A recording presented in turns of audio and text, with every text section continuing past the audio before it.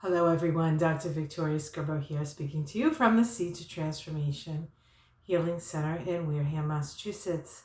Today is a day when I'm going to start doing my Taroscopes, and we're going to do the Taroscope for the sign of Taurus. And behind me I have my astrological picture of of Taurus, how I in part see Taurus. Of course, Taurus is an earth sign, and so it deals with earthly matters. It is a fixed sign, so it has to do with stability. And Taurus is very tried and true. It's very tends to be very loyal. Tends to stick with things once they've committed. It's really hard to dissuade a Taurus. So there's a fixity, there's a stability, there's a search for stability. And of course, you know, we have Uranus, the planet of instability and chaos, in Taurus. So our sense of stability, just in general, hasn't really been there, and we've sort of had to continue to live our lives in quite a bit of, if not physical chaos, some places it's a lot of physical chaos, but certainly emotional chaos, perhaps some mental chaos. And in esoteric traditions, Taurus is the sign where the light lies within. And so it takes a lot of stillness, really, in a way, to access that. So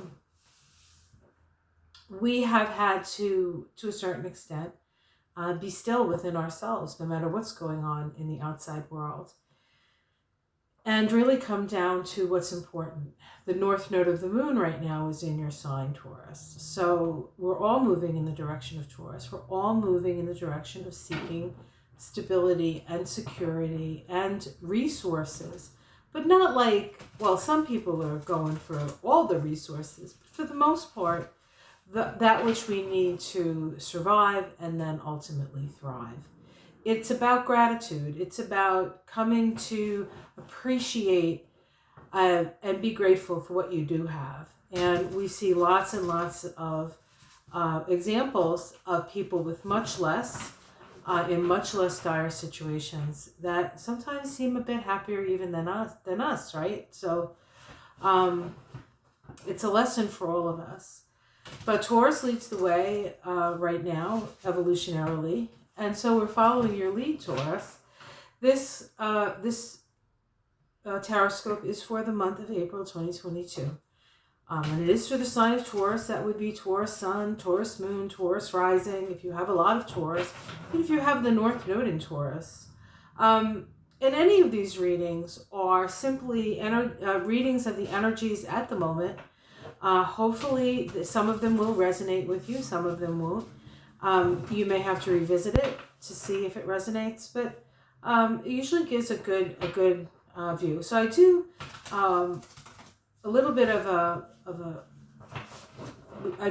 Celtic cross, and then I'll pick some cards, some oracle cards. So I'm using the Elemental Tarot. Let me see if I can find where I put it. I can show you the box. It is. Okay, so here we have, it's the elemental power. Oops, sorry guys. It's so hard to do this. You try to do 3 things and get the right view. The Elemental Power Tarot by Melinda Lee Horn. So it's a beautiful, beautiful tarot. Beautifully art. The art in it is beautiful. All right, so one more quick shuffle, and we'll take a look at what's up for Taurus in April. Of course, at the beginning of April, we have the Sun in Aries, which is, for you Taurus, is your 12th house. So your dreams can be very active at this time. And then, of course, the Sun moves into Taurus, and then Taurus becomes center stage, first house, the I am house, right? And then, of course, we're in, at least here in the Northern Hemisphere, we're in the throes of spring. So there's a lot of work that gets done, lot of practical work in order for things to bloom at a later date. Okay, so the first card we get here is I believe this is the Knight of Pentacles. The Knight of Pentacles.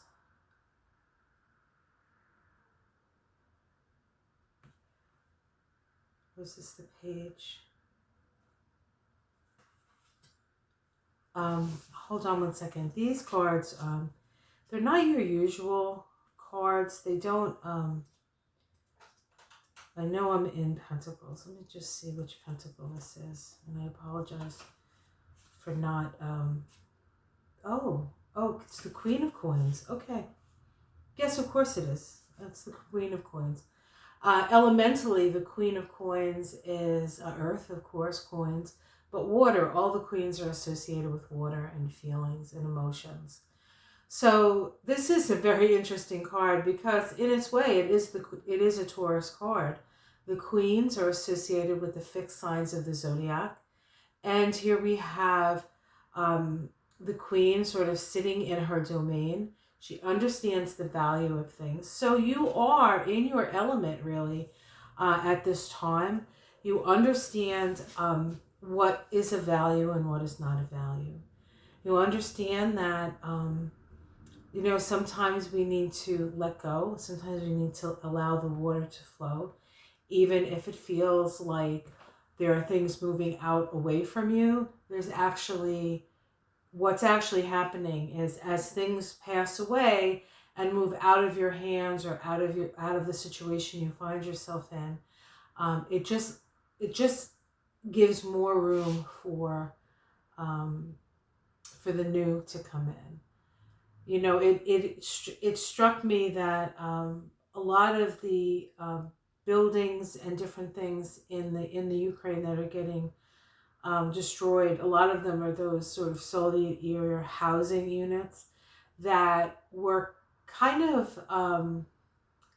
ugly and stark, and not that they should be blown up to smithereens with people in them, don't get me wrong, but I feel like there's, in a way, it's like a purging of that energy, and new energy will come in, and hopefully what can happen is new energy that's based on a better relationship with the people of the Ukraine and the earth and the rest. So in its way, it can be an opportunity for a new societal order to grow. But we'll see, because we don't know. We don't know if that's what's going to happen. That's going to take a lot of intention, but it is a possibility. Okay, let's see what's crossing that for you. We have the Hermit as the crossing card. You're resistant to move. You're maybe resistant to move out of your comfort zone, or maybe you're ready to move. Maybe even the isolation that we've suffered through the COVID experience was even enough for Taurus, because Taurus,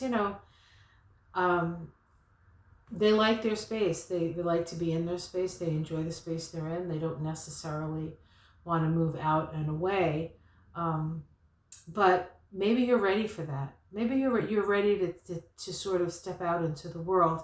And of course, it is the time of year when the sun is starting to move into your sign, and so in a way it enlivens the energy of Taurus. Let's see what's underneath. We have the Ten of Pentacles. It always comes down to security with Taurus. So there is some perhaps reticence to move out of the security that you have fostered, that you have created, right? You're standing upon everything that has come before. So that's a lot of work. It's a lot of resources. Like, you're sitting on, what this says to me is you're sitting on a lot of resources, but you're hiding. It's like you're hiding out. Like, you have it, but you haven't either made the decision to move forward. We don't know because, well, it's possible, you know, the decision is difficult to move forward, or perhaps you've made the decision, but you still feel like there's a gate up that you haven't moved through. Let's see what's in the past.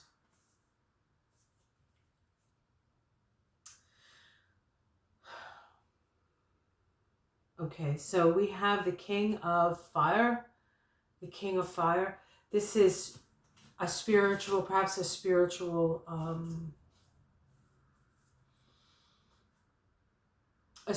core, a spiritual belief, what you have believed to be true in the past, what you have fought for in the past.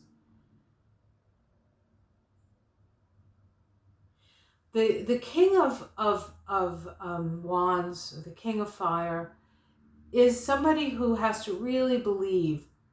Like, if they believe, then nothing stops them.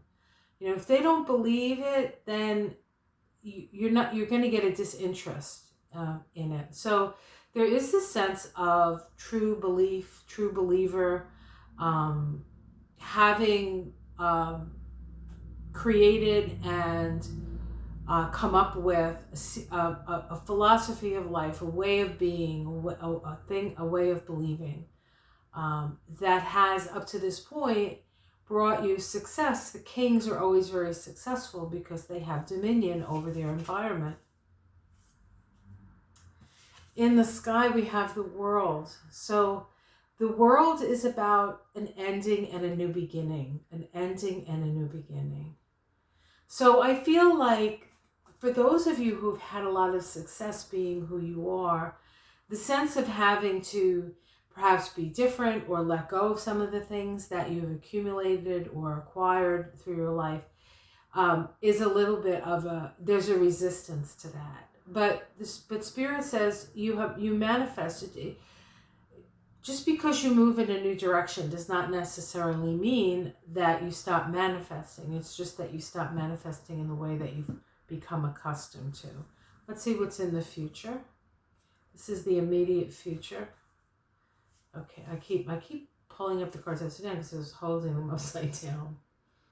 Okay, we have the Nine of Cups. So in the immediate future, we have your wishes coming true. So this is a very powerful and potent time for you. This is also a time of manifestation. You may have been working on something very diligently for a long time that up to this point had not yet manifested. And perhaps you came to the idea that maybe it never would. Well, it is, and it will, and it is, and it's manifesting, and your dreams and your wishes are coming true. You just have to be aware, you know, what do they say about wishes? Be careful what you wish for, right? Because you might just get it. How it's seen from the outside. Here we have the Queen of Cups, the Queen of Cups. So you're seen as wise. Again, we know we had the Queen of Pentacles to start with. Now we have the Queen of Cups. This is feminine energy. This is dominion. This is power. This is the sustaining power, the power to sustain, the power really to endure. And in the water element, it's enduring the feelings. You know, it takes a lot. It takes a big heart to hold all that needs to be held in the heart, and all the experiences that we're going through. It takes a lot of effort, and it takes a lot of grace, and you need to take credit for those things you have been able to move through and let go of, and your consistency through a very chaotic time, especially with Uranus in your sign. So here we have, in the immediate future, we have your domestic situation. Sorry about that. We have the Seven of Swords. The Seven of Swords, it's like, here you see 2 swords and then 5 swords in the middle, right? And the 5, usually this is the guy running away with the sword, so it's like stuff that's like what's going on here, right? But in this deck, it feels to me more like a lot of the extraneous argumentation that has been going on is moving out of your life, actually. It's almost like you're seeing things for what they really are, not the chaos that's created by too many cooks in the kitchen or too many voices in the head or too many people telling you what's going on. There's more of a sense of balance here. There's more of a sense of being able to actually see what's going on and making decisions from that place. So in the hopes and fears, we have the page of fire, page of wands. This is about messages. So are you hoping to hear something? Are you hoping to get a message, or are you fearing getting a message, right? Okay, the outcome, we have the Devil card. And in this deck, we have some coins in the center of the circle here, and around it is all this very difficult, thorny we have them here, and you can't walk through the forest because of them. Briars, it's those briary things that you can't walk through because they kind of catch on your ankles and they tear you up, right? So this is almost asking the question: how much pain are you willing to continue to feel or to continue to go through in order to get something that, not all that glitters is gold. So perhaps not all the things that you think are important are quite as important as they are. Perhaps they're not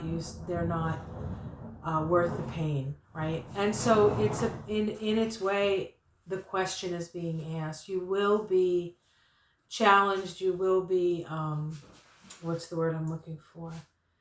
You will be tested to come to terms with what is truly important. And if you find material possessions being the most important thing, you're bound to suffer through that. But if you understand that nobody can take anything away from you because it was actually never yours, and nobody has the power to do that. We have the power to hook into our own creative force and our own ability to co-create our lives, no matter what the situation is. A lot of it has to do with your mental state, your point of view. What is your mind telling you? Do you buy into this idea that there's not enough to go around, or there's lack, right? So this is a real time of coming to terms with where you stand on your possessions, on what you have, what you value, your resources. How important are they? How willing are you? How hard do you want to hang on? What do you want to let go of? That's really what these cards are saying to me. Underneath it, we have the Wheel of Fortune, which is a change in fortune. We have the Ace of Wands here, which is creativity, and we have the Hanged Man, which is, you don't have as much control as you think you do. So you might as well let go and move into the flow and trust that the universe is going to provide for you. Okay, so let me pull an oracle card for you guys. And I'm going to be picking the Mystical Shaman Oracle. So let's take a look and see what card comes up for you, Taurus. All right, let me just move these cards away here.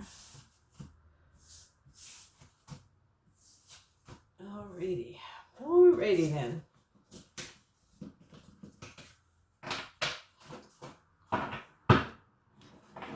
Okay, we're picking a Mystical Shaman Oracle card for the sign of Taurus.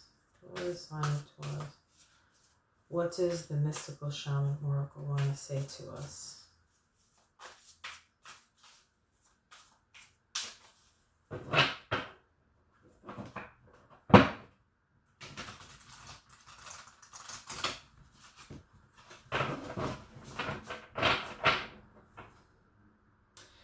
It's interesting how things are, what they're trying to do here to stop this war in the Ukraine. you know, messing with people's money, which may be, you know, a less a bloody tool than blowing them up, right?